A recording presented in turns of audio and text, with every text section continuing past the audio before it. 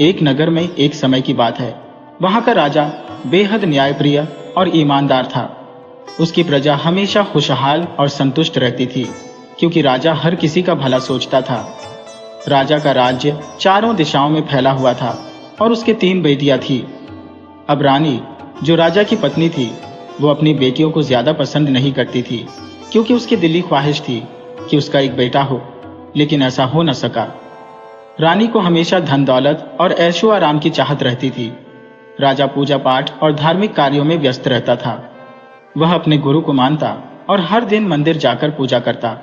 उसका यही धार्मिक प्रवृत्ति उसकी तीनों बेटियों पर भी असर डाल रही थी। बेटियां भी अपने पिता की तरह धार्मिक थी और हर काम में उसका साथ देती। मगर रानी को यह सब कुछ अच्छा नहीं लगता था। उसे लगता था कि राजा अपनी बेटियों के साथ ज्यादा जुड़ा हुआ है और उसे नजरअंदाज कर रहा है। वह अंदर ही अंदर जलन महसूस करने लगी। राजा अपनी बेटियों से इतना प्रेम करता था कि उनकी हर मांग पूरी कर देता था। इससे रानी के मन में ईर्ष्या बढ़ने लगी। रानी की असली चाहत तो राज्य की संपत्ति और शासन की थी। वह चाहती थी कि राजा की जगह खुद को शक्तिशाली बनाए, लेकिन राजा उसकी इन मंशाओं से अनजान था। वह हर बार रानी की योजनाओं से बच जाता। रानी ने कई बार सोचा कि राजा को रास्ते से हटा दिया जाए, ताकि वह सारा राज्य खुद संभाल सके। समय बीतता गया और बेटियां बड़ी हो रही थी। एक दिन राजा घर लौटा तो बेटियों ने बड़े प्रेम से उसके लिए भोजन परोसा। राजा ने कहा कि तुम लोग आराम कर लो, मैं खा लूंगा। बेटियां चली गईं और राजा भोजन करने बैठ गया। तभी रानी आई और उसे एक गिलास दूध पेश किया। राजा को थोड़ा अजीब लगा कि रानी इतनी देखभाल कर रही है, लेकिन उसने इसे नजरअंदाज कर दिया। राजा ने सोचा शायद रानी में बदलाव आ गया है, इसलिए उसने खुशी खुशी दूध पी लिया। मगर उसे यह नहीं पता था कि उस दूध में जहर मिला हुआ था। रानी ने उसे बड़ी चालाकी से मौत के मुंह में धकेल दिया। अगली सुबह जब राजा उठ नहीं रहा था, रानी ने उसका नाटक करते हुए उसे उठाने की कोशिश की। तीनों बेटियां भी आई और अपने पिता को जगाने लगी, लेकिन राजा तो अब इस दुनिया में नहीं था। पूरा महल शोक में डूब गया। रानी मगरमच्छ के आंसू बहा रही थी, पर उसकी सच्चाई से कोई वाकिफ नहीं था। राजा के अंतिम संस्कार की तैयारियां शुरू हुई और पूरे राज्य में मातम छा गया। राजा की बेटियां अपने पिता के जाने से टूट गई थी। उनका रो रो कर बुरा हाल था, लेकिन रानी के मन में कुछ और ही चल रहा था। अब जब राजा नहीं रहा तो उसने राजमहल की दौलत पर अपने मन मुताबिक हक जमाना शुरू कर दिया। रानी ने राजा के जाने के बाद सारा राज्य अपने हाथ में ले लिया, पर उसकी लालच की वजह से राज्य का खजाना जल्दी ही खाली हो गया। दूसरी ओर राज्य पर पड़ोसी दुश्मन राजाओं ने हमला बोल दिया और धीरे धीरे रानी के हाथ से सब कुछ फिसलने लगा। रानी का अहंकार उसे कहीं का नहीं छोड़ रहा था। उसने सब धन दौलत अपने ऐशो आराम में खर्च कर दी। महल के सारे कीमती गहने और चीजें बेच दी। बेटियां उसे बार बार समझाने की कोशिश करती, लेकिन वह उन्हें दुत्कार देती थी। आखिरकार हालात इतने बदतर हो गए कि रानी और उसकी बेटियों को महल छोड़कर एक छोटे से घर में रहना पड़ा। रानी, जिसने कभी पूरे राज्य पर राज किया था, अब गरीबी में जीने को मजबूर हो गई। उसकी गलतियों और लालच की वजह से उसने सब कुछ खो दिया और उसकी बेटियां भी उसके साथ इस कठिनाई भरे जीवन में फंसी रही। इस प्रकार लालच और ईर्ष्या की आग ने उस परिवार को बर्बादी के कगार पर पहुंचा दिया और जो कभी राज्य के सबसे शक्तिशाली लोग थे, वे अब गुमनामी और गरीबी में जीने को मजबूर हो गए। वह औरत तो यह सोचती थी कि राजा के जाने के बाद सारी दौलत उसकी हो गई, लेकिन उसे इस धन संपत्ति को संभालना आता नहीं था। उसने धीरे धीरे सब बर्बाद कर दिया। उधर राजा का पुनर्जन्म एक हंस के रूप में हुआ। हंस अपने पिछले जन्म की सारी बातें याद रखता था। उसे पता था कि वह एक राजा था और उसकी 3 बेटियां थी। रानी ने उसे जहर देकर मार डाला था। अब वह हंस एक मंदिर के पास जाकर रहने लगा। मंदिर के नजदीक एक तालाब था और उसी तालाब के पास वह हंस रोज सुबह बेलपत्र तोड़कर शिवलिंग पर चढ़ाता था और अपनी चोंच में पानी भरकर शिवलिंग का अभिषेक करता था, क्योंकि वह अपने पूर्व जन्म में भी शिवजी की भक्ति में लीन रहता था।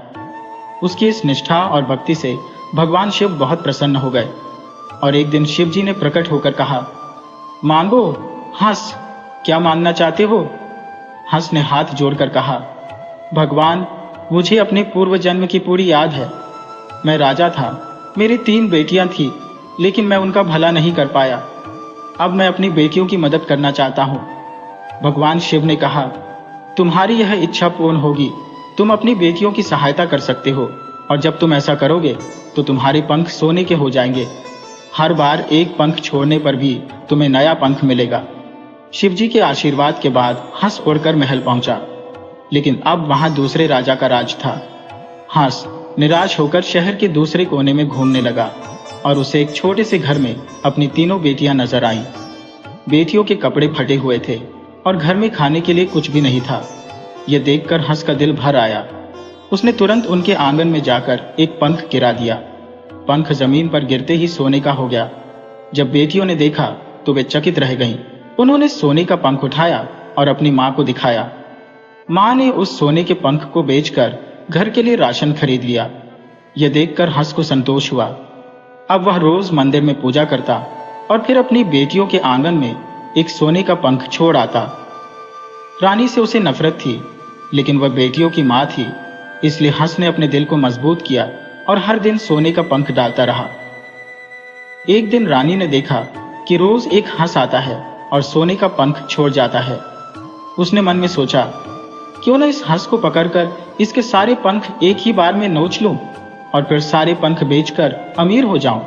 उसने अपनी बेटियों को यह बात बताई तो वे बहुत नाराज हुईं और बोली, मां, ऐसा सोचना भी मत। वह हंस हमारी इतनी मदद कर रहा है और आप उसकी यह कीमत चुकाना चाहती है? रानी ने हंसते हुए कहा, अरे, मैं तो मजाक कर रही थी। कुछ दिन बाद जब रानी घर में अकेली थी और बेटियां कहीं बाहर गई हुई थी, तभी हंस आकर आंगन में उतरा। रानी ने मौका देखकर एक कटोरी में दूध रखा और हंस को पीने के लिए बुलाया। हंस जब दूध पीने लगा तो रानी ने धीरे धीरे उसके पास जाकर उसे पकड़ने की कोशिश की। हंस को खतरे का आभास हुआ और वह फौरन उड़ गया। रानी की यह चालाकी हंस को भाप में आ गई थी। अब हंस ने निर्णय लिया कि वह अब यहां नहीं आएगा, क्योंकि लालच का कोई अंत नहीं। वह दिन आया जब हंस अपनी बेटियों को आखिरी बार देखने आया। उसने आखिरी बार एक सोने का पंख गिराया और फिर हमेशा के लिए वहां से उड़ गया।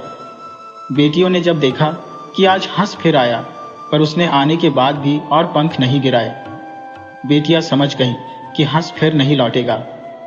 बेटियों ने अपने द्वारा किए गए अंशदान को समझा और उस पंख से जो मिला उसे संतोष करते हुए अपना जीवन आगे बढ़ाया। इस प्रकार हंस ने अपनी बेटियों की मदद कर दी और उन्हें आत्मनिर्भर बना दिया, परंतु लालच की आग को बुझाने के लिए कुछ नहीं किया जा सकता था।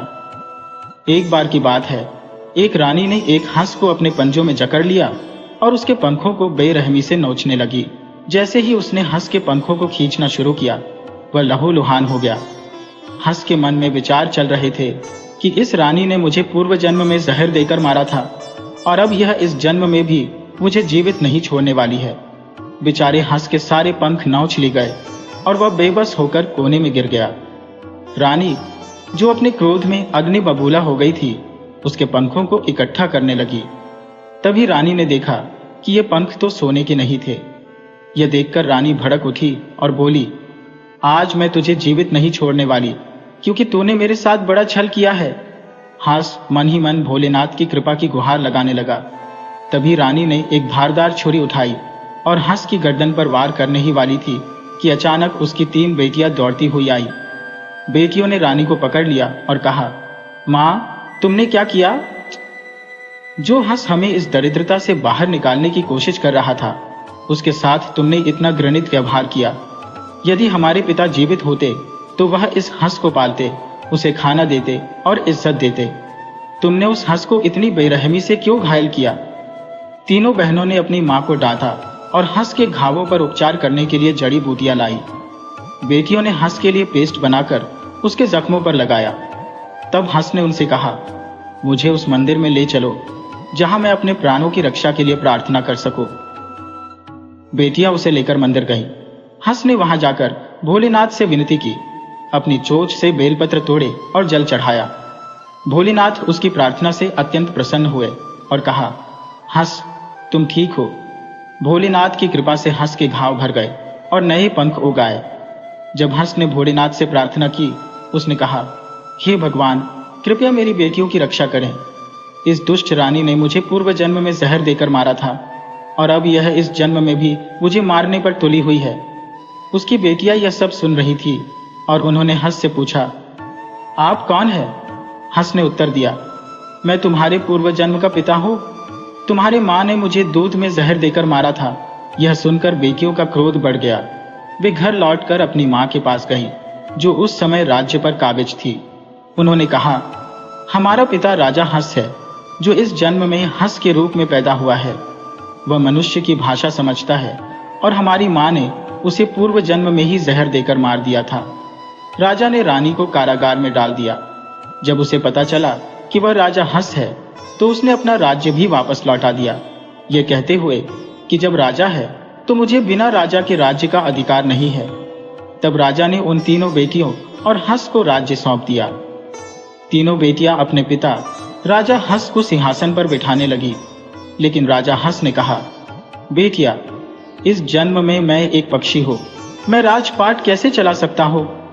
बेटिया बोली, पिताजी, आप बस हमें मार्गदर्शन करें, हम खुद ही शासन का कार्यभार संभाल लेंगे। राजा हंस ने उनके आत्मविश्वास को देखकर प्रसन्नता व्यक्त की और भोलेनाथ का बारंबार धन्यवाद किया। राजा ने रानी को कैद में डाल दिया ताकि वह अपनी करनी का फल भोगे।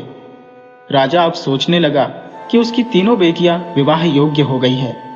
उन्होंने उनके लिए योग्य राजकुमारों की खोज शुरू की और तीनों बेटियों की शादी धूमधाम से कर दी गई।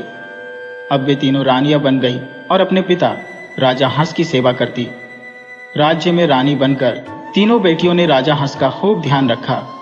उनका राज्य और भी विस्तारित हुआ और राजा के अच्छे शासन के कारण प्रजा भी उन्हें अत्यंत सम्मान देती थी। सभी लोग राजा हंस और उनकी बेटियों के प्रति स्नेह और श्रद्धा व्यक्त करते थे। राज्य में सुख समृद्धि का आगमन हुआ और सभी ने मिलकर भोलेनाथ की पूजा की। राजा हंस और उनकी बेटियों ने मिलकर रानी के समर्पण के साथ जीवन व्यतीत किया। उन्होंने मन में यह भी संकल्प लिया कि सभी जीवों की रक्षा करेंगी, क्योंकि उनके पिता एक समय में राजा रह चुके थे। उनकी खुशहाल जिंदगी अब हर दिशा में फैल गई। राजा हंस और उनकी बेटियों की संगति ने पूरे राज्य को एक परिवार की तरह जोड़ दिया। अब उनकी सुखदायी कहानियां हर घर में गूंजने लगी और सभी ने यह संकल्प लिया कि वे भी भगवान की कृपा के प्रति समर्पित रहेंगे।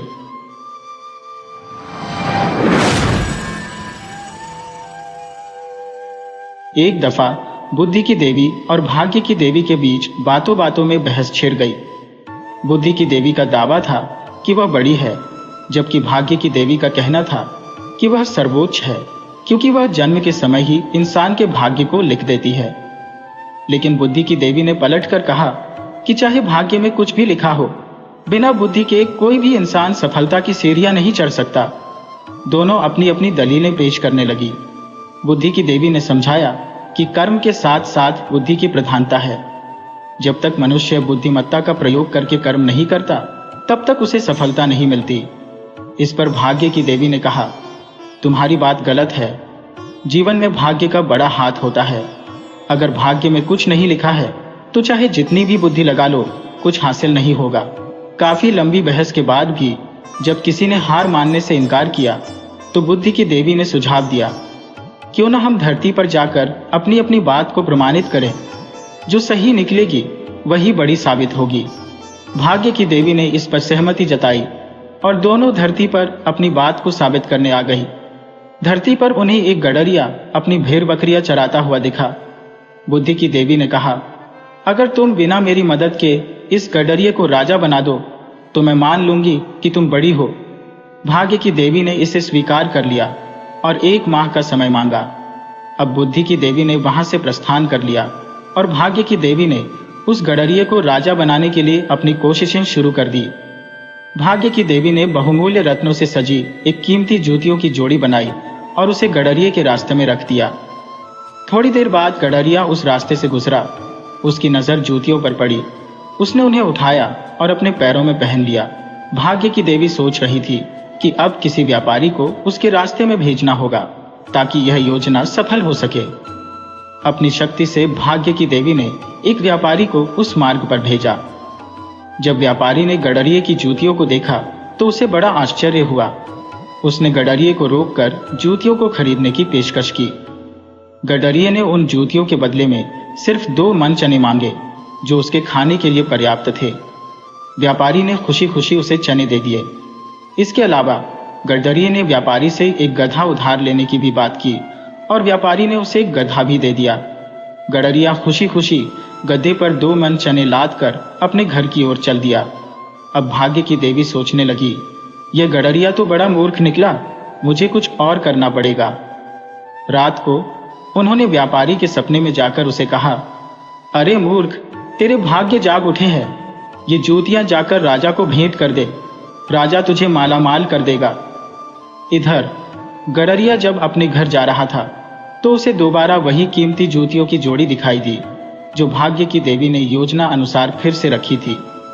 उसने उन्हें फिर से पहन लिया और अपने रास्ते पर चल पड़ा। सुबह होते ही व्यापारी ने जूतियों को राजा के पास ले जाकर उन्हें भेंट कर दी। राजा ने उन जूतियों को देखकर अत्यधिक प्रसन्नता जाहिर की। महाराज ने व्यापारी से पूछा, बताओ, ये जूतियां तुम्हें कहां से मिली और इनकी कितनी कीमत चाहते हो?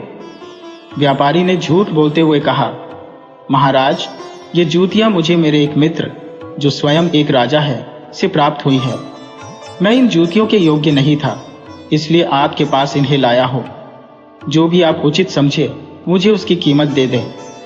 महाराज ने प्रसन्न होकर पूछा, क्या उस राजा का कोई पुत्र भी है? व्यापारी ने एक और झूठ गढ़ा, जी हाँ महाराज, उनका एक ही पुत्र है जो अद्वितीय है, दिखने में सुंदर और शालीन है। सच कहूं तो लाखों में एक है। महाराज ने मुस्कुराते हुए कहा, अच्छा, मेरी भी एक बेटी है और मैं चाहता हूं कि उसकी शादी तुम्हारे मित्र राजा के पुत्र से हो जाए। व्यापारी यह सुनकर सकते में आ गया। उसके मन में घबराहट की लहर दौड़ गई। उसने संभलते हुए बात को मोड़ने की कोशिश की और कहा, महाराज, आप तो मेरे दिल की बात कह रहे हैं, मैं भी यही कहना चाहता था। महाराज ने हंसते हुए कहा, तो फिर देर किस बात की? जाओ और सब कुछ तय करके मुझे तुरंत सूचित करो। व्यापारी को अब कोई रास्ता नजर नहीं आ रहा था। वह महाराज से पीछा छुड़ाने के लिए तुरंत वहां से भाग निकला। भाग्य की देवी अपनी योजना के अनुसार सब कुछ होते देख रही थी। गडरिया अब भी अपनी भेड़ बकरियों को उसी पुराने रास्ते पर हाँक रहा था। व्यापारी जब उसके पास पहुंचा तो उसने देखा कि गडरिया पहले से भी अधिक कीमती जूतियां पहने हुए है। व्यापारी के मन में ख्याल आया, यह आदमी साधारण नहीं हो सकता, जरूर कोई सिद्ध पुरुष होगा। गडरिये ने व्यापारी की ओर देखकर कहा, सेठ जी, कैसे आना हुआ? व्यापारी ने मुस्कुराते हुए कहा, मैं अपना गद्दा लेने आया हूं। गडरिया उसे अपनी झोपड़ी पर ले गया और उसका गद्दा वापस कर दिया। व्यापारी ने गद्दे को लेकर वापसी का रास्ता पकड़ा, लेकिन उसने सोचा, इस गडरिये की असलियत क्या है, इसकी निगरानी करनी पड़ेगी। कुछ दूरी पर व्यापारी ने एक पेड़ के पास अपना गद्दा बांधा और झाड़ियों में छिपकर गडरिये पर नजर रखने लगा। तभी उसकी नजर एक तांबे के ढेर पर पड़ी। वह मन ही मन सोचने लगा, इस तांबे को बेचकर खूब पैसे बनाए जा सकते हैं। लेकिन उसकी जिज्ञासा गडरिये पर टिकी रही। गडरिया थोड़ी देर बाद आया और मूर्खता भरे अंदाज में उस तांबे के ढेर के पास जाकर सो गया। इसी बीच भाग्य की देवी ने अपने चमत्कार से तांबे को सोने में बदल दिया। व्यापारी यह देखकर हक्का बक्का रह गया। कुछ देर बाद गडरिया उठकर चला गया। व्यापारी सोचने लगा, जिसके स्पर्श से तांबा सोना बन जाता है, उसे राजा बनाना तो बड़ी बात नहीं है। व्यापारी उस सोने के ढेर को लेकर चला गया और उसे बेचकर जमीन खरीद ली। उसने वहां एक विशाल किला बनवाना शुरू किया। किला तैयार होते ही व्यापारी ने अपनी सेना बना ली और खुद को राजा घोषित कर दिया। कुछ दिनों बाद व्यापारी ने अपनी सेना को हुक्म दिया कि उस गडरिये को बुलाकर लाएं। जब गडरिया आया तो व्यापारी ने सैनिकों से कहा, आज से यह गडरिया तुम्हारा राजा है। गडरिये को नकली राजा बना दिया गया। इसके बाद व्यापारी ने उस असली राजा को पत्र भेजकर विवाह की तिथि सुनिश्चित करने को कहा। राजा ने अपनी ओर से तिथि तय करके पत्र वापस भेज दिया। जब विवाह की तिथि वाला पत्र व्यापारी को मिला तो वह गडरिये के पास गया और कहा, मुबारक हो महाराज, आपकी शादी तय हो गई है। गडरिया अपनी मूर्खता में बोला, सेठ जी, मुझे छोड़ दो। अगर मेरी भेड़ें किसी के खेत में चली गईं और उसकी फसल चर ली तो मुझे मार दिया जाएगा। ये सुनकर दरबार में सभी लोग हंसने लगे। व्यापारी ने सोचा, अगर गडरिया महाराज के सामने ऐसा कुछ कहेगा तो उसे उसी समय मौत के घाट उतार दिया जाएगा। उसने गडरिये को एक तरफ बुलाकर कहा, अगर तुमने ऐसी कोई बात किसी के सामने कही तो मैं तुम्हें तलवार से मार डालूंगा। जो कुछ कहना हो सिर्फ मेरे कान में कहो। गडरिये ने डरते डरते कहा, ठीक है। विवाह की तिथि आने पर व्यापारी गडरिये की बारात लेकर चल पड़ा। जब बारात उस असली राजा के नगर के पास पहुंची तो राजा के मंत्री और सैनिक दूल्हे राजा की अगवानी के लिए आए, लेकिन गडरिया उन्हें अपनी ओर आते देख डर गया और व्यापारी के कान में कहा, सेठ जी, मेरी भेड़ें इनके खेत में घुस गई होंगी, अब यह मुझे पकड़ने आए हैं। तब तक मंत्री उनके पास आ पहुंचे। मंत्री ने व्यापारी से पूछा, कुमार जी, आपके कान में क्या कह रहे थे? व्यापारी ने बात बनाते हुए कहा, कुमार जी कह रहे हैं कि इतनी बड़ी अगवानी देखकर उनका हृदय प्रसन्न हो गया है। राजा ने ऐलान किया कि सभी को 5 लाख रुपए इनाम के तौर पर दिए जाए। बस फिर क्या था, यह खबर जंगल की आग की तरह पूरे राज्य में फैल गई कि राजा की बेटी की शादी किसी बड़े सम्राट के राजकुमार के साथ होने जा रही है और जो भी बारात के स्वागत में पहुंच रहे हैं उन्हें भी 5 लाख रुपये मिल रहे हैं। उसी दिन राजा की बेटी का विवाह उस गडरिये से हो गया। जब शादी के बाद राजकुमारी गडरिये के पास आई तो गडरिया उसकी पायल की छन छन सुनकर डर गया। उसे लगा कि कोई चुड़ैल उसे मारने के लिए आ रही है। डर के मारे वह एक दरवाजे की ओट में छिप गया। राजकुमारी ने कमरे में आकर इधर उधर देखा, लेकिन जब उसे गडरिया नहीं मिला तो वह दूसरे कमरे में चली गई। राजकुमारी के कमरे से बाहर जाते ही गडरिया वहां से भागने की कोशिश करने लगा। तभी उसकी नजर सीढ़ियों पर पड़ी। वह तेजी से सीढ़ियों से होता हुआ छत पर पहुंच गया। छत की मुंडेर से झांकते ही उसे नीचे बहती नदी दिखी। उसने सोचा, चुड़ैल के हाथों मरने से बेहतर है कि मैं नदी में कूदकर अपनी जान दे दूं। और फिर बिना ज्यादा सोचे समझे वह नदी में कूद गया। यह सब देख भाग्य की देवी ने माथा पीट लिया। उन्होंने सोचा, यह तो घोर मूर्ख निकला, मेरी सारी योजना ही बर्बाद कर दी इसने। तभी बुद्धि की देवी मुस्कुराते हुए वहां आ गई। उन्होंने हंसते हुए कहा, देखा बहन, तुमने इसे राजा बनाने की लाख कोशिश की, लेकिन यह अब भी मूर्ख ही रहा। अब आओ, मैं तुम्हें अपनी बुद्धि का चमत्कार दिखाती हूँ। वे दोनों एक अहीर की झोपड़ी के पास पहुंची। बुद्धि की देवी ने कहा, इस झोपड़ी में एक बहुत गरीब इंसान रहता है जो रस्सियां बनाकर बड़ी मुश्किल से अपना गुजारा करता है। तुमने उस गडरिये को अनमोल चीजें दी, लेकिन मेरी मदद के बिना उसने सब कुछ गंवा दिया। अब इस अहीर को तुम केवल 1 पैसा दे दो और फिर देखो मैं कैसे इसे राजा बना देती हूँ। भाग्य की देवी ने हंसते हुए कहा, ठीक है, मैं भी देखती हूँ कि तुम 1 पैसे से कैसे इसे राजा बनाती हो। उन्होंने अहीर को 1 पैसा दिया और दोनों देवी वहां से चली गईं। अहीर ने वह 1 पैसा संभाल कर अपने पास रख लिया। कुछ दिनों बाद एक मछुआरा उसके घर आया और उससे 1 पैसा उधार मांगने लगा। मछुआरे ने बताया कि उसे अपना मछली पकड़ने वाला जाल ठीक करवाने के लिए 1 पैसे की जरूरत है। अहीर ने बिना किसी झिझक के मछुआरे को वह पैसा दे दिया, यह सोचते हुए कि शायद इससे कोई भला हो जाए। इसके बाद क्या हुआ, यही देखने के लिए बुद्धि की देवी और भाग्य की देवी 1 महीने बाद फिर से लौटने का इंतजार कर रही थी। मछुआरे ने अहीर से 1 पैसा उधार लेने के बाद वादा किया था कि जैसे ही उसका जाल ठीक हो जाएगा, जो भी पहली मछली उसके जाल में फंसेगी वह उसे अहीर को सौंप देगा। कुछ दिनों बाद मछुआरा अहीर के पास आया और उसने एक मछली पकड़कर उसे दे दी। मछुआरे ने कहा, पहली बार जाल में सिर्फ 1 ही मछली फंसी है। अहीर ने मछली ले ली और मन ही मन सोचा कि बेचने से अच्छा है इसे पकाकर खा लूं। जब उसने मछली को काटा तो उसके पेट से एक चमकदार पत्थर गिरा। उसे लगा कि यह कोई साधारण कांच का टुकड़ा है, तो उसने उसे वहीं छोड़ दिया और मछली खाकर सो गया। रात को उसकी नींद खुली तो उसने देखा कि उसका कमरा अजीब सी चमक से भर गया है। उसने ध्यान दिया कि यह रोशनी उसी कांच के टुकड़े से आ रही थी। उसे यह अद्भुत लगा और उसने कांच के उस टुकड़े को उठाकर अपनी अलमारी पर रख दिया। अब उसकी झोपड़ी भी उजाले से भर गई थी। अहीर सोचने लगा कि रात में भी काम कर सकेगा। कुछ दिनों बाद एक जौहरी उसकी झोपड़ी में रस्सी खरीदने आया। जब जौहरी की नजर उस चमकते टुकड़े पर पड़ी तो वह हैरान रह गया। वह सोचने लगा, इतना बेशकीमती पत्थर इस गरीब के पास कैसे आया? जौहरी ने अहीर से पूछा, ये कांच का टुकड़ा कहाँ से मिला? अहीर ने सारी बात बताई तो जौहरी ने उसे खरीदने की इच्छा जताई।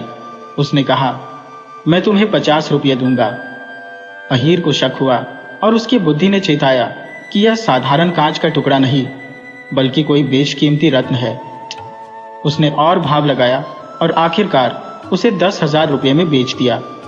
उस 10,000 रुपये से अहीर ने रेशम के धागों का व्यापार शुरू किया। उसकी बुद्धि और कड़ी मेहनत ने व्यापार को तेजी से आगे बढ़ाया और जल्दी ही वह शहर का सबसे बड़ा व्यापारी बन गया। अब उसके पास शानदार मकान, नौकर चाकर और ऐशो आराम की सभी चीजें थी। अहीर की संपत्ति और प्रतिष्ठा से प्रभावित होकर राजा ने अपनी बेटी का विवाह उससे कर दिया। चूंकि राजा का कोई पुत्र नहीं था, इसलिए राजा के निधन के बाद अहीर ही राजपाट का वारिस बन गया। वह अपनी बुद्धिमानी से राज्य को अच्छे से चलाने लगा और प्रजा भी उससे खुश हो गई। इस तरह अहीर ने अपनी समझदारी और बुद्धि के बल पर धन और यश दोनों अर्जित किया। एक दिन भाग्य की देवी और बुद्धि की देवी वेश बदलकर अहीर के दरबार में पहुंची। दरबार में चारों ओर अहीर की जय जयकार हो रही थी। बुद्धि की देवी ने मुस्कुराते हुए भाग्य की देवी से कहा, देख रही हो बहन, ये वही अहीर है जो आज अपनी बुद्धि के बल पर सिर्फ 1 पैसे से राजा बन बैठा है। भाग्य की देवी ने कहा, तुम बिल्कुल सही कह रही हो बहन। इंसान चाहे जितना भी भाग्यशाली क्यों ना हो, अगर उसमें बुद्धि नहीं है तो वह कभी भी अपने भाग्य को संभाल नहीं सकता। भाग्य से मिले सुख कितने भी बड़े क्यों ना हो, बिना बुद्धि के वो स्थायी नहीं रह सकते। सुख भोगने के लिए बुद्धि का होना बेहद जरूरी है। अगर आपको हमारी ये कहानी पसंद आई हो तो इसे ज्यादा से ज्यादा शेयर करें, लाइक करें और सब्सक्राइब करना न भूलें।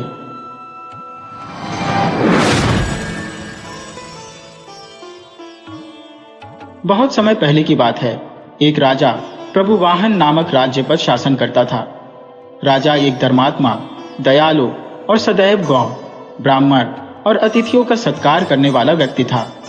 उसका राज्य अत्यंत समृद्ध था और उसमें हरिदास नाम का एक विद्वान ब्राह्मण भी रहता था। उसकी पत्नी का नाम गुणवती था, जो अत्यंत सुशील और धर्मपरायण महिला थी। हरिदास भगवान विष्णु का अनन्य भक्त था, तपस्वी जीवन व्यतीत करता था और गुणवती भी भगवान की पक्की भक्त थी। उसने सभी प्रमुख देवताओं के व्रत और पूजन किए थे। वह नियमित रूप से गणेश जी, चंद्रमा, हनुमान जी, श्री राम और भगवान शिव के व्रत करती थी। वह हमेशा एकादशी का व्रत करती, यथासंभव दान करती और अतिथियों की सेवा में तत्पर रहती थी। अपने धार्मिक कर्तव्यों का पालन करते हुए गुणवती का अंततः निधन हो गया। उसके धर्म और आचरण की ताकत से यमदूत उसे आदरपूर्वक धर्मराज के नगर में ले गए। धर्मराज का विशाल और भव्य नगर पृथ्वी से कुछ ऊपर अंतरिक्ष में दक्षिण दिशा की ओर स्थित है। धर्मराज का नगर लगभग 1000 योजन के दायरे में फैला हुआ था। वहां पर अनेक पुण्यात्मा व्यक्ति निवास करते हैं, जो अपने पुण्य के प्रभाव से वहां पहुंचे हैं। धर्मराज एक स्वर्णिम सिंहासन पर विराजमान होते हैं और उनके निकट चित्रगुप्त जी बैठे होते हैं, जो प्रत्येक व्यक्ति के पाप पुण्य का हिसाब किताब रखते हैं और धर्मराज को सुनाते हैं। यमदूत गुणवती को धर्मराज के समक्ष ले आए। गुणवती भयभीत हो गई और धरती की ओर नजरें झुकाकर खड़ी हो गई। चित्रगुप्त जी ने उसकी सारी पूर्व जन्म की कर्मों की गणना पढ़कर सुनाई। धर्मराज ने उसकी भगवान में अटूट भक्ति देखकर उसे सराहा, लेकिन उनके चेहरे पर एक हल्की उदासी झलक रही थी। धर्मराज को उदास देखकर गुणवती ने निवेदन किया, हे प्रभु, मैंने जीवन में कोई पाप नहीं किया, फिर भी आप उदास क्यों हैं? कृपया मुझे इसका कारण बताइए। धर्मराज बोले, हे देवी, तुमने अनेक देवताओं का पूजन और व्रत किया है, परंतु मेरे नाम से तुमने कोई दान या सेवा नहीं की। इसी कारण मैं थोड़ी चिंता में हो। यह सुनकर गुणवती ने क्षमा याचना करते हुए कहा, हे प्रभु, मैं आपकी पूजा के नियमों से अनभिज्ञ थी। कृपया मुझे ऐसा कोई उपाय बताइए जिससे मैं आपकी उपासना कर सकूं और आपको प्रसन्न कर सकूं। धर्मराज ने बताया, सूर्य के उत्तरायण में प्रवेश करने के दिन मकर संक्रांति के समय से मेरी पूजा शुरू करनी चाहिए। साल भर मेरी कथा सुनो और पूजा करो। इसके लिए कुछ खास धर्मों का पालन करना आवश्यक है, जैसे कि सत्य बोलना, क्रोध से दूर रहना, दान करना और अपनी इंद्रियों पर नियंत्रण रखना। धर्मराज ने आगे कहा, साल के अंत में मेरी सोने की मूर्ति बनवाकर उसका विधिवत पूजन करो। अगर सोने की मूर्ति संभव ना हो तो चांदी की मूर्ति बनवाओ। मूर्ति का पूजन और हवन करके विद्वान ब्राह्मणों को भोजन कराओ और पंचामृत से स्नान कराओ। गुरुवती ने धर्मराज से निवेदन किया, हे प्रभु, कृपया मुझे वापस मृत्युलोक भेज दीजिए ताकि मैं इस धर्म को धारण कर सकूं और दूसरों को भी इसके बारे में बता सकूं। धर्मराज ने उसकी प्रार्थना स्वीकार कर ली और उसके शरीर में पुनः प्राणों का संचार हो गया। उसके परिवार ने खुशी मनाई कि उनकी मां पुनः जीवित हो उठी है।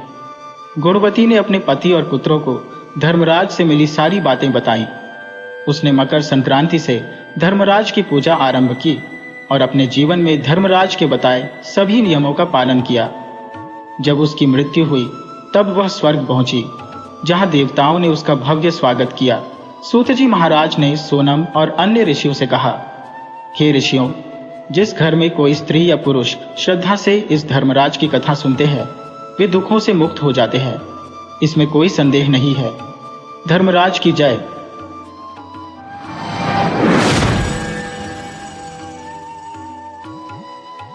बहुत समय पहले की बात है। एक राजा हुआ करता था जिसके पास 2 रानियां थी। दोनों रानियों की एक एक पुत्री थी। राजा अपनी छोटी रानी को बहुत अधिक प्रेम करता था, जबकि बड़ी रानी को वह कम पसंद करता था। बड़ी रानी का नाम रूपमती था, जो एक गहरे धार्मिक स्वभाव की महिला थी। वह लगातार पूजा पाठ करती रहती थी और उसकी धार्मिकता का प्रभाव उसकी बेटी पर भी था, जो अत्यंत संस्कारी थी। वहीं राजा की छोटी रानी, जिसका नाम मोहिनी था, बेहद घमंडी और स्वार्थी थी। मोहिनी को बड़ी रानी और उसकी बेटी दोनों से नफरत थी। राजा अपनी छोटी रानी की हर इच्छा का पालन करता था, क्योंकि यदि वह उसकी बात नहीं मानता तो वह विद्रोह कर देती थी। इस वजह से राजा को उसकी इच्छाओं का पालन करने के लिए मजबूर होना पड़ता था। छोटी रानी मोहिनी बड़ी रानी और उसकी बेटी को बिल्कुल पसंद नहीं करती थी। उसने अपने षड्यंत्रों से राजा की नजरों में बड़ी रानी की छवि को गिराना शुरू कर दिया। एक दिन उसने राजा से कहा, राजा साहब, इस बड़ी रानी और उसकी बेटी को घर से निकाल दीजिए। राजा ने उत्तर दिया, ऐसा करने पर प्रजा क्या कहेगी? यह भी रानी है, इसे रहने दो। वह घर के काम काज भी करती है। लेकिन मोहिनी को बस यही था कि यदि बड़ी रानी यहाँ से चली जाए तो केवल उसी का राजा पर अधिकार होगा। उसने जिद की और अंततः राजा ने बड़ी रानी रूपमती और उसकी बेटी को घर से निकलवा दिया। राजा ने उन्हें राज्य में एक छोटा सा घर दे दिया जहां वह रह सके। मोहिनी ने कुछ नौकर चाकर भी उनके साथ भेज दिए ताकि वे उनकी हर गतिविधि पर नजर रख सके। बड़ी रानी छोटी सी गृहस्थी में आकर भी प्रसन्न थी, क्योंकि वह पूजा पाठ और धार्मिक गतिविधियों में लीन रहने वाली महिला थी। वह मां के प्रति अत्यधिक श्रद्धा रखती थी और जहां जहां से बुलावा आता वहां जाती थी। मां बेटी ने मिलकर भजन कीर्तन और कथा आरती करने का क्रम जारी रखा, लेकिन मोहिनी को उनका वहां रहना भी बुरा लग रहा था। उसने सोचा कि ये दोनों तो अभी भी खुश है, इसलिए क्यों ना एक और चाल चले। उसने राजा से कहा, राजा साहब, आपकी बड़ी रानी और उसकी बेटी बस खाली बैठी रहती है, न कोई काम करती है न कुछ और। वहां नौकर चाकर ही है जो काम करते हैं, इसीलिए क्यों ना आप उन दोनों को घर के काम में लगाए। राजा ने उत्तर दिया, लेकिन वे तो राजकुमारी हैं, उनका काम महल की गरिमा बनाए रखना है। मोहिनी ने फिर एक और योजना बनाई। उसने कहा, राजा साहब, क्या आपको नहीं लगता कि राजकुमारी को कुछ जिम्मेदारी उठानी चाहिए, जैसे गायों को चराने भेजना? राजा ने कहा, पर वे तो राजकुमारी है, उन्हें यह सब नहीं करना चाहिए। मोहिनी ने अपनी योजना को और गहराई से विकसित किया। उसने राजा को यह विश्वास दिलाने का प्रयास किया कि यदि बड़ी रानी और उसकी बेटी को काम पर लगाया जाए तो उनकी छवि भी सुधर जाएगी और इससे आपके राजमहल की प्रतिष्ठा बढ़ेगी। राजा ने विचार किया और अंततः मोहिनी के कहने पर उसे गायों को चराने के लिए भेजने का आदेश दिया। उसने कहा, ठीक है, यदि वे कुछ दिन गायों का ध्यान रखेंगी तो इससे उनकी क्षमताओं का भी आभास होगा। बड़ी रानी और उसकी बेटी को जब यह आदेश मिला तो वे अचंभित रह गई। उन्होंने सोचा कि कैसे एक राजकुमारी को गायों को चराने भेजा जा सकता है, लेकिन उनकी धार्मिकता और संस्कार ने उन्हें यह कार्य स्वीकार करने को मजबूर किया। वह दोनों गायों को चराने जंगल की ओर चल पड़ी। वहां उन्होंने अपनी ममता और प्यार से गायों की देखभाल की। जैसे जैसे दिन बीतते गए, बड़ी रानी ने पाया कि गायों के साथ समय बिताने से उन्हें शांति और खुशी मिली। अब इस बीच मोहिनी अपने षड्यंत्रों में लगी रही। उसने राजा के पास जाकर कहा, क्या आप नहीं देख रहे हैं कि बड़ी रानी और उसकी बेटी गायों के साथ कितनी खुश है? क्या आपको लगता है कि वे कभी वापस महल में लौटेंगी? राजा ने सोचा, शायद मोहिनी सही कह रही है। उसने यह फैसला किया कि वह बड़ी रानी और उसकी बेटी को महल वापस बुलाएगा, लेकिन केवल तब जब वे गायों की देखभाल करना बंद कर दें। इस तरह बड़ी रानी और उसकी बेटी ने अपने साहस और धैर्य के साथ एक नई कहानी लिखी, जिसमें उन्होंने अपनी धार्मिकता और संस्कार के बल पर एक नई पहचान बनाई। उनकी सरलता और मेहनत ने राजा के दिल में उनके प्रति सच्चा आदर और प्रेम जगाया, और इस प्रकार बड़ी रानी और उसकी बेटी ने अपनी मेहनत और समर्पण से न केवल अपने अस्तित्व को पुनर्जीवित किया, बल्कि मोहिनी के षड्यंत्रों को भी विफल कर दिया। राजा ने अंततः उन दोनों को महल में वापस बुलाया और उनके प्रति अपने प्रेम को प्रकट किया। उन्होंने मोहिनी को यह समझाया कि सच्चा प्रेम और समर्पण कभी भी घमंड की दीवारों को नहीं तोड़ सकते। इस प्रकार छोटी रानी मोहिनी को भी अपनी गलती का एहसास हुआ और उसने अपनी संकीर्णता को त्याग दिया। वह भी बड़ी रानी और उसकी बेटी के साथ मिलकर सभी के लिए खुशियां फैलाने लगी। इस कहानी से हमें यह सीख मिलती है कि धैर्य, समर्पण और प्रेम की शक्ति किसी भी विषम परिस्थिति को पार कर सकती है। अगर राधा जंगल में गाय चराने जाएगी तो लोग क्या कहेंगे, लेकिन छोटी रानी ने तो अपनी बात पर अड़िग रहते हुए कहा, जब मैंने कह दिया कि वह गाय चराने जाएगी तो वह गाय चराकर ही लाएगी। अब राजा को उसकी जिद का सामना करना पड़ा। इस बात को सुनकर बड़ी रानी रूपमती बहुत दुखी हुई। उसकी नन्ही सी बेटी गाय चराने जंगल में जाएगी, यह सोचकर वह चिंतित हो गई। रूपमती ने सोचा, यदि मेरी बेटी गाय चरा आएगी तो शायद मैं मोहिनी के प्रकोप से बच जाऊंगी। इसीलिए उसने अपनी बेटी राधा को समझाया, बेटी तुम सुबह जंगल जाया करो और गायों को चराकर शाम को महल में वापस ले आना। राधा ने कहा, ठीक है माँ, जैसे आप कहती हैं मैं वैसा ही करूंगी। इस प्रकार राधा ने एक हफ्ते तक हर दिन गायों को जंगल में चराया और शाम को उन्हें वापस लाया। एक दिन जब वह शाम को गायों को लेकर महल लौट रही थी, अचानक उसे पीछे से एक आवाज सुनाई दी, क्या तुम मुझसे शादी करोगी?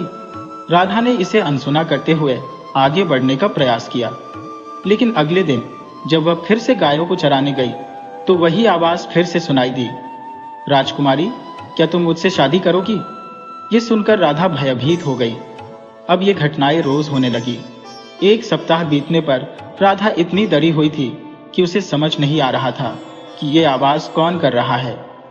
वह हमेशा सीधा चलती, क्योंकि जब भी उसने पीछे मुड़कर देखा कुछ नजर नहीं आया। एक दिन वह उदासी में बैठी हुई थी, तभी उसकी माँ ने पूछा, राधा क्या हुआ? राधा ने कहा, माँ, जब मैं जंगल जाती हूँ तो मुझे पीछे से आवाज आती है, राजकुमारी क्या तुम मुझसे शादी करोगी? उसकी माँ ने कहा, कुछ मुझे सोचने दो, मैं इस बारे में विचार करूंगी। रानी ने सारी रात उस विषय पर मनन किया। अंततः उसने निर्णय लिया कि यदि कोई सज्जन पुरुष है तो वह अपनी बेटी की शादी उस व्यक्ति से कर देगी, क्योंकि इस स्थिति में राधा को बेहतर जिंदगी मिल सकेगी। रानी ने सुबह राधा से कहा, बेटा जब तुम गाय चराने जाओ तो यदि वह आवाज आए तो उससे कह देना कि हाँ मैं तुमसे शादी करूंगी, लेकिन मेरी एक शर्त है, तुम मेरे घर आओगे। मैं वादा करती हूँ यदि तुम मेरे घर आओगे तो मैं तुमसे शादी कर लूंगी।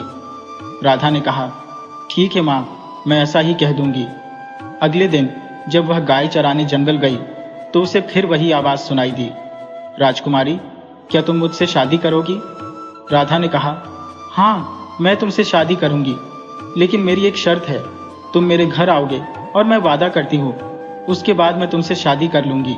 जब वह शाम को घर लौटकर अपनी माँ को सारी बात बताने लगी तो रानी ने कहा, हे देवी, मेरी बेटी का भविष्य सुरक्षित रहे। मेरी प्रार्थना है कि वह सुखद जीवन प्राप्त करे। अगली सुबह जब राधा दरवाजा खोलने गई तो देखा कि कोई आया है या नहीं। उसे लगा कि शायद किसी ने मजाक किया है, लेकिन जब दरवाजा खोला तो उसकी आंखें खुली की खुली रह गईं।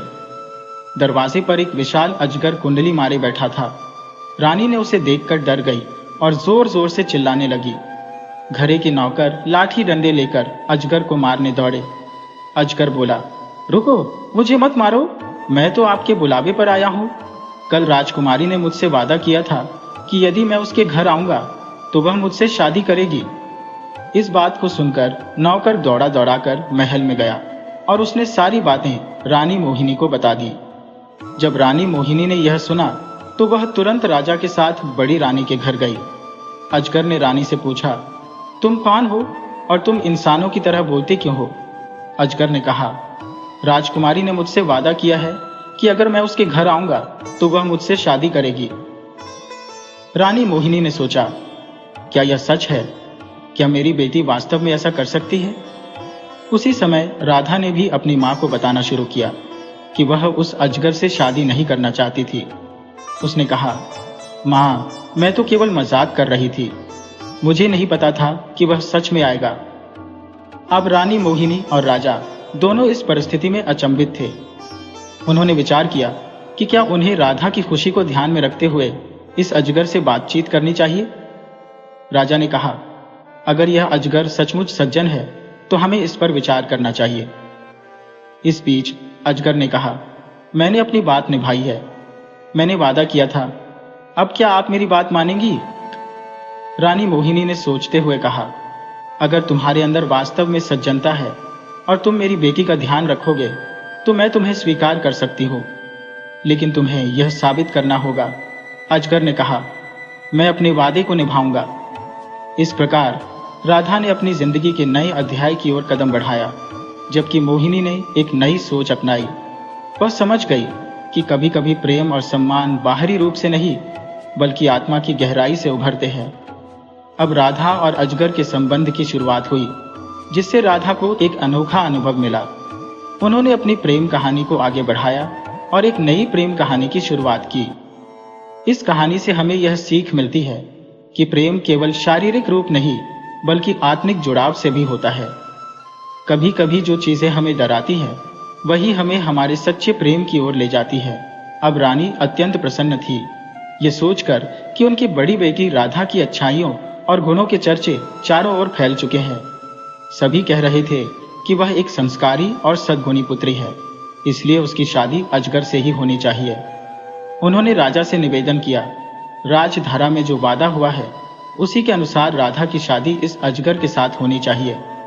बड़ी रानी इस प्रस्ताव को सुनकर आंसू बहाने लगी। नहीं, मेरी बेटी की शादी एक अजगर के साथ कैसे हो सकती है? लेकिन छोटी रानी अपनी बात पर अड़ गई और राजा ने अंतिम निर्णय सुना दिया कि राधा की शादी अब इस अजगर के साथ ही होगी। पूरे विधि विधान से राधा और अजगर का विवाह संपन्न हुआ। अब राधा अजगर की पत्नी बन गई। जब राधा और अजगर को सोने के लिए उनके कमरे में भेजा गया, तब अजगर भी उनके साथ कमरे में चला गया और दरवाजा बाहर से बंद कर दिया। रानी रात भर चिंतित रही। उसे नींद नहीं आई क्योंकि वह सोच रही थी कि उसकी बेटी के साथ क्या हो रहा होगा। उसकी ममता तड़प रही थी। मैंने तो अपने बेटी के उज्जवल भविष्य की कल्पना की थी, लेकिन अब यह क्या हो गया? सुबह के समय जब उसने दरवाजा खटखटाया तो अंदर से एक खूबसूरत राजकुमार ने दरवाजा खोला। वह इतना आकर्षक था कि रानी उसे देखकर मंत्रमुग्ध रह गई। उसने पूछा, तुम कौन हो? तब उस राजकुमार ने कहा, मैं दूसरे राज्य का राजकुमार हूं। एक ऋषि के श्राप के कारण मुझे अजगर बनना पड़ा। जब मैं अजगर बना तब ऋषि को पश्चाताप हुआ कि उसने गुस्से में मुझे यह श्राप दिया। उसने कहा था कि यदि कोई राजकुमारी मुझसे शादी करेगी तो मैं अपने पुराने रूप में लौट जाऊंगा। अब राधा के साथ मेरी शादी हो गई और मैं फिर से इंसान बन गया हूं। यह सुनकर रानी का दिल खुशी से झूम उठा। अरे वाह, मेरी बेटी के लिए तो एक राजकुमार मिल गया। राजकुमार ने अपनी पत्नी राधा को लेकर अपने नगर की ओर प्रस्थान किया। रानी तो अत्यंत प्रसन्न थी। उन्होंने अपने परिवार और परिचितों को बुलाकर शान माता की पूजा की और सबकी जय जयकार की। लेकिन उधर मोहिनी, जो रागिनी की मां थी, जब इस शुभ समाचार को सुना तो वह जल भुन गई। उसके मन में ख्याल आया, इतना अच्छा कैसे हो गया। उसने अपनी छोटी बेटी रूपा से कहा, तुम जाओ और जंगल में गाय चराने जाओ। रूपा ने स्पष्ट रूप से मना कर दिया, मैं जंगल में नहीं जाऊंगी, मैं तो राजकुमारी हो, गाय चराने के लिए नहीं बनी हो। यह सुनकर मोहिनी ने सोचा कि उसकी बेटी की आदर्श छवि को तोड़ने के लिए उसे किसी तरह प्रेरित करना होगा। उसने रूपा को और उकसाते हुए कहा, यदि तुम ऐसा करोगी तो तुम्हें एक बड़ा पुरस्कार मिलेगा। रूपा ने कुछ समय विचार करने के बाद कहा, ठीक है मां, मैं कोशिश करूंगी, लेकिन यह तुम्हारा वादा है कि तुम मुझे एक शानदार उपहार दोगी। इस पर मोहिनी ने सहमति जताई और कहा, बिल्कुल, मेरा वादा है, तुम बस जंगल में जाओ और गायों का ध्यान रखो। इस प्रकार रूपा जंगल में गई, जहां उसने गायों को चराने की कोशिश की। लेकिन जैसे ही उसने जंगल में कदम रखा, उसे वही अजीब आवाजें सुनाई दी जो राधा को पहले सुनाई देती थी। वह थोड़ी डर गई, लेकिन उसे याद आया कि उसकी बहन ने इस आवाज का सामना कैसे किया था। एक दिन जब वह गायें चराने में लगी थी, अचानक उसे पीछे से वही आवाज सुनाई दी, क्या तुम मुझसे शादी करोगी? रूपा ने तुरंत पलटा और देखा कि एक विशाल अजगर उसके पीछे खड़ा था। वह डर के मारे भागने लगी, लेकिन अजगर ने कहा, रुको, मैं तुम्हें नुकसान नहीं पहुंचाऊंगा, मुझे तुमसे बात करनी है। रूपा ने हिम्मत जुटाते हुए कहा, तुम कौन हो और मुझे परेशान क्यों कर रहे हो? अजगर ने कहा, मैं तुम्हारी बहन राधा का पति हूं। मैंने उसके साथ वादा किया था, लेकिन मैं तुम्हें बताना चाहता हूं कि एक बार तुम्हारी बहन के साथ शादी के बाद मैं अब इंसान बन गया हूं। मैं चाहता हूं कि तुम भी इसी तरह अपने भाग्य का सामना करो। रूपा ने आश्चर्य से पूछा, क्या तुम सच में राधा के पति हो? तो तुमने शादी क्यों की? अजगर ने कहा, मैंने उसे अपनी प्रेमिका के रूप में देखा और हम दोनों ने एक दूसरे को समझा। अगर तुम भी अपनी बहन की तरह समझदारी से निर्णय लोगी तो तुम भी अपने भाग्य को बदल सकती हो। रूपा ने सोचा, अगर मेरी बहन ने ऐसा किया है तो क्या मैं भी नहीं कर सकती? उसने अपने डर को पीछे छोड़ते हुए कहा, ठीक है, मैं कोशिश करूंगी, लेकिन मुझे चाहिए कि तुम पहले मुझे अपना असली रूप दिखाओ। अजगर ने मुस्कुराते हुए कहा, अगर तुम मुझसे ईमानदार हो तो मैं तुम्हें दिखा सकता हूं। इस प्रकार रूपा ने अपनी यात्रा की शुरुआत की और अपनी बहन के अनुभवों से प्रेरित होकर वह भी अपने लिए एक नया अध्याय लिखने को तैयार थी। ये कहानी सिर्फ दो बहनों की नहीं थी, बल्कि यह उस साहस की भी थी जो हर व्यक्ति में छिपा होता है। इसलिए हर किसी को अपने डर का सामना करना चाहिए और अपने जीवन के निर्णय खुद लेने चाहिए, क्योंकि कभी कभी एक छोटे से साहस का कदम एक बड़े बदलाव का कारण बन सकता है। जब मोहिनी ने कहा, देखो, राधा की किस्मत तो जंगल में जाने से खुली, उसे कितना सुंदर राजकुमार मिला है। मैं चाहती हूं कि तुम्हें भी ऐसा ही राजकुमार मिले जिसके साथ तुम्हारी शादी हो। इसलिए तुम जंगल में जाओ और जो भी अजगर तुम्हें मिले उससे शादी के लिए हाँ कर दो। लेकिन रूपा, जो छोटी रानी की बेटी थी, जंगल में गई, शाम को घर आई, लेकिन उसे कोई आवाज सुनाई नहीं दी। न तो कोई आवाज आई, न ही कोई अजगर उसकी नजरों के सामने आया। अब तो उसे जंगल में गए काफी दिन हो गए, परंतु कोई भी अजगर नजर नहीं आया। मोहिनी रानी इस बात से बहुत चिंतित थी। क्यों नहीं मिला कोई अजगर मेरी बेटी को, या किसी ने आवाज क्यों नहीं लगाई? फिर उन्होंने एक चालाक योजना बनाई। उन्होंने अपने नौकरों से कहा, कहीं से एक बड़ा अजगर पकड़ कर लाओ। नौकरों ने एक विशाल अजगर पकड़ कर लाया। मोहिनी ने अपनी बेटी रूपा की शादी जबरदस्ती उस अजगर से कर दी। रात होते ही उन्होंने उन्हें सोने के लिए कमरे में भेजा और जबरदस्ती अजगर को भी उसी कमरे में डाल दिया। मोहिनी सुबह का बेसब्री से इंतजार कर रही थी, ये सोचकर कि सुबह अजगर कोई राजकुमार में तब्दील हो जाएगा। लेकिन जब सुबह काफी देर तक दरवाजा पीटने के बावजूद दरवाजा नहीं खुला, तो रानी ने नौकरों को बुलाया और दरवाजा तोड़ने का आदेश दिया। जब कक्ष का दरवाजा तोड़ा गया तो रानी देखती है कि अजगर पहले से भी बड़ा हो गया है और उनकी बेटी का कहीं कोई अता पता नहीं। एक नौकर ने कहा, हमें लगता है कि इस अजगर ने राजकुमारी को निगल लिया है। देखो, इसका पेट कितना बड़ा हो गया है। फिर वह दौड़कर रसोई में गया और एक कटारी उठाकर वापस आया। उसने रानी से कहा, रानी साहिबा, यदि आपकी बेटी अभी भी जीवित है तो हम इसका पेट चीरकर उसे बाहर निकाल सकते हैं। इस पर रानी ने सहमति दी और उन्होंने अजगर के पेट को चीर दिया। अजगर मारा गया और राजकुमारी जीवित बाहर निकल आई। यह देखकर रानी की खुशी का ठिकाना नहीं रहा। मेरी बेटी ठीक है। लेकिन मोहिनी जलन में इतनी अंधी हो गई थी कि उसने अपनी बेटी को अजगर के साथ बनवा दिया था। राजा ने अपनी बड़ी रानी की सभी गुणों को याद किया और छोटी रानी पर गुस्सा किया। उसने उसे कारावास में डालने का निर्णय लिया, क्योंकि एक माँ जो अपनी बेटी का भला नहीं कर सकती, वह दूसरों का क्या भला करेगी।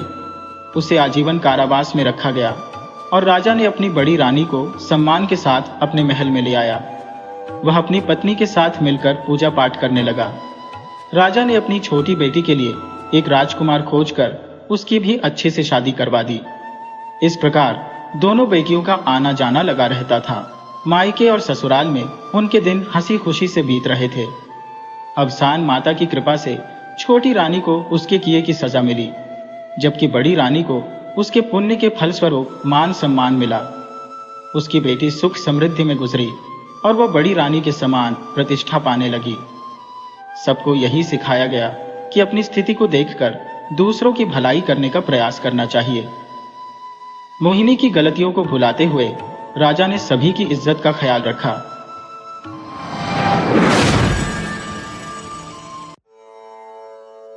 किसी नगर में एक अत्यंत गरीब ब्राह्मण निवास करता था। उसके परिवार में उसकी पत्नी, 4 बेटे और 3 बहुएं थी। क्योंकि ब्राह्मण के 3 बड़े बेटे विवाहिता थे, परिवार की आर्थिक स्थिति बहुत खराब थी। बड़ी कठिनाई से उनका गुजारा हो रहा था। कई प्रयासों के बावजूद ब्राह्मण को उपयुक्त काम नहीं मिल पा रहा था। उसकी पत्नी एक समर्पित और धार्मिक महिला थी, जो पूजा पाठ में विश्वास रखती थी, लेकिन उनका जीवन बहुत कष्टदायक था। एक दिन ब्राह्मण के बड़े बेटे ने कहा, पिताजी, हमें काम की तलाश में नगर जाना चाहिए। यदि हम बाहर निकलेंगे तो कुछ न कुछ कमाकर लाएंगे, जिससे हमारे घर का भरण पोषण सही ढंग से हो सके। छोटे भाई ने भी उत्साहपूर्वक कहा, पिताजी, मैं भी अपने भाइयों के साथ जाऊंगा। ब्राह्मण ने कहा, ठीक है बेटा, तुम सब परदेश जा सकते हो, लेकिन याद रखना, दक्षिण दिशा की ओर मत जाना। इस निर्देश को सुनकर चारों भाई घर से निकल पड़े। जाते जाते वे बहुत दूर निकल गए और एक स्थान पर थककर बैठ गए। वहां उन्होंने अपने पिता के निर्देश पर चर्चा की। पिताजी ने हमें 3 दिशाओं में जाने के लिए कहा है, लेकिन दक्षिण दिशा की ओर जाने से मना किया है। चलो हम अब दक्षिण दिशा की ओर चलते हैं और देखते हैं कि पिताजी ने हमें वहां जाने से क्यों रोका है। सोचते सोचते वे दक्षिण की ओर चल पड़े। चलते चलते वे एक घने जंगल में पहुंच गए। वहां जंगल में कोई भी स्थान दिखाई नहीं दे रहा था, इसलिए तीनों भाइयों ने छोटे भाई से कहा, भाई, तुम पेड़ पर चढ़कर देखो, कहीं कोई आश्रय तो नहीं है जहां हम रात बिता सके। छोटे भाई ने पेड़ पर चढ़कर देखा और चिल्लाया, भाई, वहां एक झोपड़ी दिखाई दे रही है। चारों भाई उस दिशा में बढ़ चले। जब वे झोपड़ी के पास पहुंचे तो वहां एक युवती बैठी हुई थी। उन्होंने पूछा, सुंदरी, क्या हमें यहाँ रात बिताने के लिए स्थान मिल सकता है? युवती ने पहले तो हंसी उड़ाई, फिर रोने लगी। वह सोचने लगी, ये चारों कितने सुंदर हैं, बिल्कुल राजकुमारों की तरह, लेकिन मैं एक दानव की पुत्री हूँ। अगर मेरे पिता ने इन्हें देख लिया तो वह इन्हें खा जाएगा। मैं नहीं चाहती कि ये चारों ऐसे मारे जाए। ब्राह्मण पुत्रों ने उसे आश्चर्य से देखा और पूछा, तुम हंस क्यों रही हो और फिर रोने लगी? उसने उत्तर दिया, मैं एक दानव की बेटी हूँ। मेरा पिता शिकार पर गया है और मैं हंसी इसलिए हंस रही थी कि तुम चारों की उम्र अधिक नहीं है। यदि वह आ गया तो वह तुम सभी को खा जाएगा। मैं रो रही हूँ क्योंकि मैं नहीं चाहती कि तुम काल के ग्रास बनो। ब्राह्मण पुत्रों ने कहा, हम बहुत थके हुए हैं और भूखे भी हैं, हमें एक रात यहीं रुकने दो। युवती ने कहा, मैं कुछ सोचती हूँ। फिर वह एक विचार में डूब गई। उसने कहा, यदि तुम लोग यहाँ रहना चाहते हो तो एक उपाय है। तुम सभी रात के समय एक विशेष स्थान पर छिप जाना। मेरे पिता का डर तो है, लेकिन मैं तुम्हारी मदद करूंगी। ब्राह्मण पुत्रों ने उसकी बात मान ली और एक सुरक्षित स्थान पर छिप गए। रात को जब दानव घर लौटा तो वह भयंकर और विशालकाय था। उसने देखा कि उसकी बेटी बहुत चिंतित है। क्या हुआ बेटा? उसने पूछा। युवती ने डरते डरते कहा, पिता, यहाँ कुछ ब्राह्मण पुत्र आए हैं। वे बहुत थके हुए हैं और मुझे डर है कि तुम उन्हें खा न जाओ। दानव ने गुस्से में कहा, तुमने उन्हें यहाँ क्यों बुलाया? युवती ने कहा, पिता, मैं जानती हूँ कि तुम बहुत दयालु हो। यदि तुम उन्हें जाने दोगे तो वे तुम्हें धन्यवाद देंगे। दानव ने सोचा और कहा, ठीक है, मैं उन्हें नहीं खाऊंगा, लेकिन वे यदि यहाँ आए हैं तो उन्हें मेरी एक शर्त माननी होगी। उन्हें 3 कठिनाइयों का सामना करना होगा। ब्राह्मण पुत्र डर गए, लेकिन फिर भी उन्होंने हिम्मत की और कहा, हम तैयार हैं। दानव ने कहा, पहली कठिनाई यह है कि तुम सभी को जंगल के भीतर एक भयानक पहेली का समाधान करना होगा। दूसरी कठिनाई में तुम्हें मेरे हाथ से बने एक अदृश्य जाल को तोड़ना होगा, और तीसरी कठिनाई में तुम्हें मेरी एक विशेष वस्तु खोजनी होगी। यदि तुम इन तीनों कठिनाइयों को पूरा कर सकोगे तो मैं तुम्हें जाने दूंगा। ब्राह्मण पुत्रों ने आपस में विचार किया और तय किया कि वे अपनी पूरी ताकत लगाकर इन कठिनाइयों का सामना करेंगे। इस प्रकार उन्होंने अपनी यात्रा को आगे बढ़ाने का साहस जुटाया। एक बार की बात है, चारों भाइयों को तोता बना दिया गया था, क्योंकि दानव का आने का समय हो गया था। पेड़ों के पत्ते तेजी से हिलने लगे थे और पक्षी चिल्लाने लगे थे। इससे स्पष्ट हो गया कि दानव अपनी झोपड़ी की ओर बढ़ रहा है। लड़की ने जल्दी से चारों भाइयों को तोता बना दिया और उन्हें पिंजरे में बंद कर दिया। जब दानव आया तो वह गरजते हुए बोला, मैं इंसान का मांस खाऊंगा, मुझे इंसान की गंध आ रही है। उसकी बेटी ने उसे शांत करने की कोशिश की और कहा, पिताजी, यहाँ तो केवल मैं हूँ, आप चाहें तो मुझे खा लीजिए। दानव भड़क कर बोला, नहीं, मुझे यकीन है कि यहाँ कोई और इंसान भी है। उसने पूरी झोपड़ी की तलाशी ली, लेकिन उसे कोई इंसान नहीं मिला। उसकी बेटी ने कहा, पिताजी, मैंने आज 4 तोते पकड़े थे और उन्हें पिंजरे में बंद कर दिया। आप जब शिकार पर जाते हैं तो मैं अकेली रह जाती हूँ। इन तोतों के साथ मेरा समय कट जाता है। दानव, जो शिकार से भरपेट होकर लौटा था, थक कर लेट गया और गहरी नींद में सो गया। उसकी बेटी ने उसका सोने का इंतजार किया और जैसे ही दानव सो गया, उसने पिंजरे से चारों तोतों को बाहर निकाला और उन्हें फिर से इंसान बना दिया। उसने उन्हें खाना खिलाया, पानी पिलाया और फिर वापस तोता बना दिया। इस तरह पूरी रात बीत गई। अगली सुबह जब दानव जागा तो उसने फिर से कहा, मुझे इंसान की गंध आ रही है, मैं किसी इंसान को खाऊंगा। लेकिन उसकी बेटी ने फिर से उसे शांत किया और कहा, पिताजी, यहाँ कौन आ सकता है? शायद आपको मेरी ही महक आ रही होगी। दानव उसकी बात मानकर फिर से शिकार के लिए जंगल की ओर बढ़ गया। उसके जाने के बाद उसकी बेटी ने उन चारों भाइयों से कहा, अब तुम्हें यहाँ से तुरंत भागना होगा। चारों भाई जल्दी से वहां से निकलकर सुरक्षित स्थान की तलाश में जंगल से बाहर निकल आए। चलते चलते वे एक नगर में पहुंचे। वहां के राजा के पास जाकर उन्होंने काम की मांग की। राजा ने उन्हें अलग अलग कामों पर लगा दिया। किसी को घोड़ों की देखरेख का काम मिला, किसी को रसोई में, किसी को महल की साफ सफाई के लिए रखा गया और एक को सेना में भर्ती कर लिया गया। इस तरह से चारों भाइयों को काम मिल गया और वे शांति से जीवन जीने लगे। धीरे धीरे समय बीतता गया।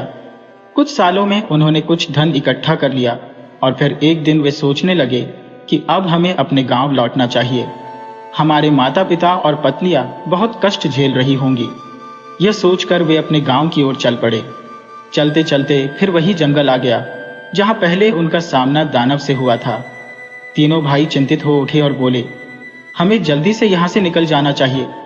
पहले हम किसी तरह बच गए थे, लेकिन चौथा भाई, जो अभी कुंवारा था, बोला, मुझे उस लड़की से मिलना है जिसने हमारी जान बचाई थी। तीनों भाइयों ने उसे समझाने की कोशिश की, पर वह नहीं माना। तीनों भाई गांव की ओर रवाना हो गए, जबकि चौथा भाई उस जंगल में उस लड़की के पास पहुंचा। जब वह लड़की के पास पहुंचा तो लड़की ने उसे देखा और चौंकते हुए कहा, तुम यहाँ क्यों आए हो? अगर मेरे पिताजी ने तुम्हें देख लिया तो वे तुम्हें खा जाएंगे। लेकिन चौथा भाई बोला, तुमने हमारी जान बचाई थी, इसलिए मैं तुमसे शादी करना चाहता हूँ। लड़की उदास होकर बोली, मेरे पिताजी कभी मेरी शादी किसी इंसान से नहीं करेंगे। तुम्हें जल्दी से यहाँ से चले जाना चाहिए, वरना वे तुम्हें मार डालेंगे। चौथा भाई, जो अब उस लड़की के प्रति अपनी भावनाओं को व्यक्त कर चुका था, उसकी बात मानकर वहां से जाने के लिए तैयार हो गया। लेकिन उसकी आंखों में एक दर्द सा था। उसे समझ आ गया था कि उसकी प्रेम कहानी अधूरी रह जाएगी, क्योंकि दानव की क्रूरता के आगे उनका रिश्ता कभी संभव नहीं हो सकता था। चौथा भाई जंगल से निकलकर अपने भाइयों के साथ गांव लौट आया, लेकिन उसका दिल उस लड़की के लिए हमेशा धड़कता रहा जिसने उसकी और उसके भाइयों की जान बचाई थी। उसने अपने जीवन में फिर कभी किसी और से शादी नहीं की और हर दिन उस लड़की की याद में भगवान से प्रार्थना करता रहा। वहीं दूसरी ओर लड़की भी अपने जीवन के हर दिन उस चौथे भाई के बारे में सोचती रही, लेकिन अपने पिता के डर से कुछ नहीं कर सकी। वो लड़का जो ब्राह्मण का पुत्र था, जिद में आकर कहने लगा, मैं यहाँ से कहीं नहीं जाऊंगा। तब उस दानव की बेटी ने उसे फिर से तोता बना दिया और पिंजरे में कैद कर दिया।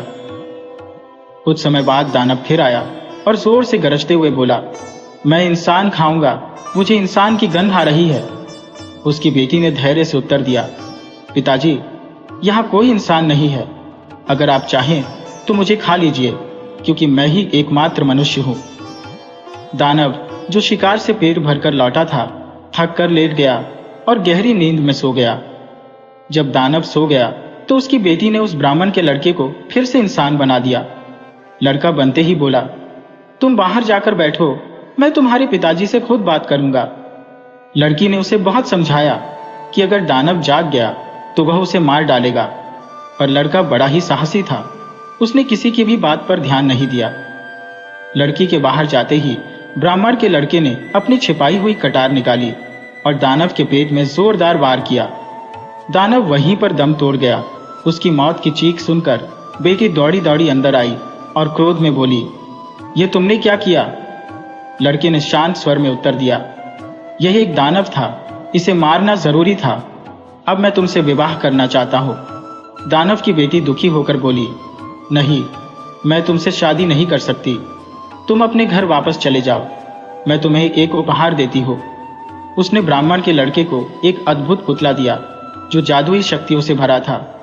उस पुतले से जो भी कार्य कहोगे वह उसे तुरंत कर देगा और वह नाच गाकर मन भी बहलाएगा। लड़की ने पुतले से कहा, आज से तुम इस लड़के के हो। पुतला लड़के के पास चला गया और फिर वह लड़के से बोला, अब मेरी शादी इस लड़की से करवा दो। आखिरकार ब्राह्मण के लड़के और उस दानव की बेटी का विवाह हो गया। अब जब दोनों की शादी हो गई, ब्राह्मण का लड़का बोला, तुम यहाँ जंगल में अकेली कैसे रहोगी? मेरे साथ चलो, हम दोनों मेरे परिवार के साथ रहेंगे। लड़की ने थोड़ी झिझक दिखाई, पर अंत में वह तैयार हो गई। उधर जब बाकी 3 भाई गांव पहुंचे तो ब्राह्मण और उनकी पत्नी बेहद खुश हुए। ब्राह्मण की पत्नी ने चौथे बेटे के बारे में पूछा तो तीनों भाइयों ने सच्चाई बताई कि कैसे उसका सामना जंगल के दानव से हुआ था। उन्होंने कहा, अगर उसके भाग्य में है तो वह सुरक्षित लौट आएगा, नहीं तो वह दानव का ग्रास बन जाएगा। ब्राह्मण की पत्नी जो बहुत धार्मिक थी, उसने देवी से मन्नत मांगी, हे माता, यदि मेरा बेटा सही सलामत घर लौट आए तो मैं आपकी विशेष पूजा करूंगी। अब ब्राह्मण का लड़का अपनी पत्नी दानव की बेटी को लेकर अपने गांव की ओर चल पड़ा। चलते चलते वे दोनों थक गए और उन्हें दूर एक आश्रम दिखाई दिया। आश्रम में एक संत महात्मा रहते थे। वे संत के पास पहुंचे और संत ने उनका स्वागत किया, उन्हें बैठाया और भोजन का प्रबंध करने का आश्वासन दिया। ब्राह्मण के लड़के ने आश्चर्य से पूछा, साधु महाराज, आप इस जंगल में कैसे भोजन का प्रबंध करेंगे? साधु महाराज मुस्कुराते हुए बोले, यह जो झोली तुम देख रहे हो, इसमें अद्भुत शक्ति है।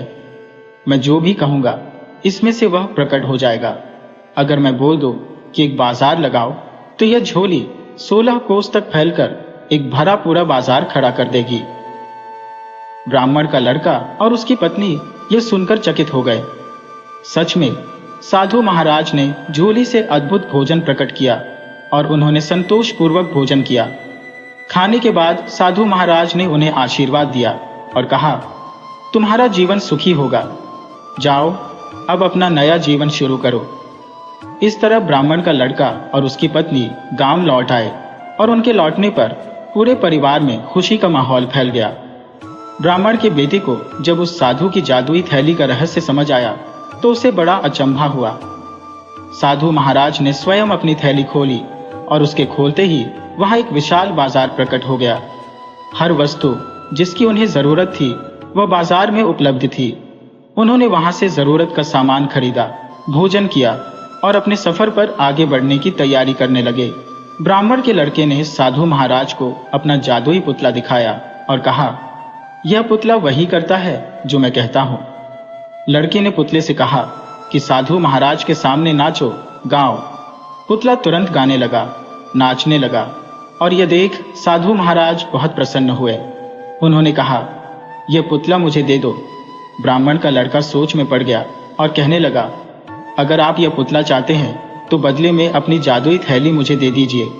साधु महाराज मान गए और उन्होंने पुतले के बदले अपनी झोली दे दी। ब्राह्मण का लड़का आगे बढ़ गया, लेकिन थोड़ी दूर जाकर उसने अपनी नई जादुई थैली से कहा, जाओ और मेरे पुतले को उस साधु से वापस ले आओ। थैली में छिपी जादुई शक्तियां तुरंत काम करने लगी और कुछ ही समय में पुतला फिर से उसके पास वापस आ गया। अब उसके पास वह जादुई थैली भी थी और पुतला भी। लड़का और उसकी पत्नी दोनों उस जादुई थैली और पुतले के साथ अपने गांव लौट आए। रास्ते में जितना भी धन इकट्ठा किया था वह साथ लेकर वे अपने घर पहुंचे। जब वे गांव पहुंचे तो उसके माँ बाप ने उन्हें देखकर गहरे संतोष और खुशी के साथ उनका स्वागत किया। माँ ने नजर उतारी और बहू को आदर के साथ घर के अंदर ले गई। शाम को जब सभी बैठ गए और खाना बनाने की तैयारी करने लगे तो ब्राह्मण का छोटा बेटा बोला, आज कोई खाना नहीं बनाएगा।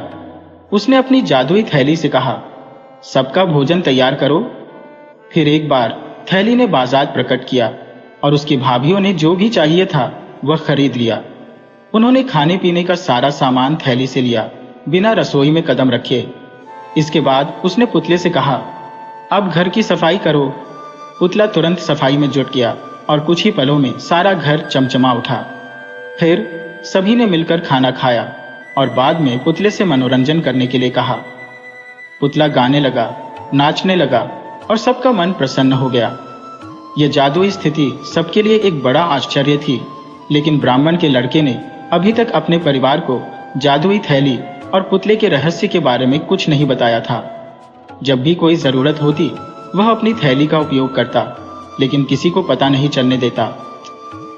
एक दिन उसकी माँ ने कहा, हमारा घर अब धन धान्य से भर गया है। मेरे सभी बेटे अब साथ हैं। ये सब देवी की कृपा है। फिर चारों बहुएं और ब्राह्मण की पत्नी ने माता रानी की पूजा की और उनके घर में सब सुख समृद्धि बनी रही। ब्राह्मण का परिवार अब खुशहाल जीवन जी रहा था। चारों बेटे और उनकी पत्नियां एक दूसरे के साथ मिलजुल कर रहते थे। न कभी कोई जलन, न कभी कोई तकरार। जहां लोग अक्सर ईर्ष्या और कलह में उलझ जाते हैं, वहां इस परिवार में सबने एक दूसरे का आदर किया। छोटे बेटे की जादुई थैली और पुतला उनकी सारी जरूरतें पूरी करते रहते। उसने धीरे धीरे अपने परिवार को और भी धनवान बना दिया। इस तरह ब्राह्मण का घर धन धान्य और समृद्धि से भर गया और परिवार में प्रेम और सौहार्द का वातावरण बना रहा।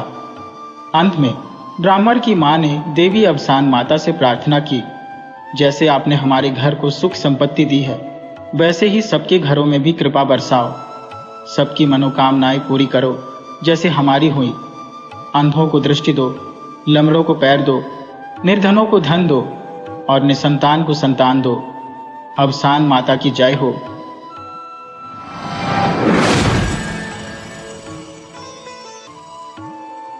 वीडियो अच्छी लगी हो तो इसे लाइक करें और ऐसी ही मज़ेदार कहानियों के लिए चैनल को सब्सक्राइब करें और बेल आइकन दबाएं। ज़्यादा से ज़्यादा अपने दोस्तों को शेयर करें। धन्यवाद।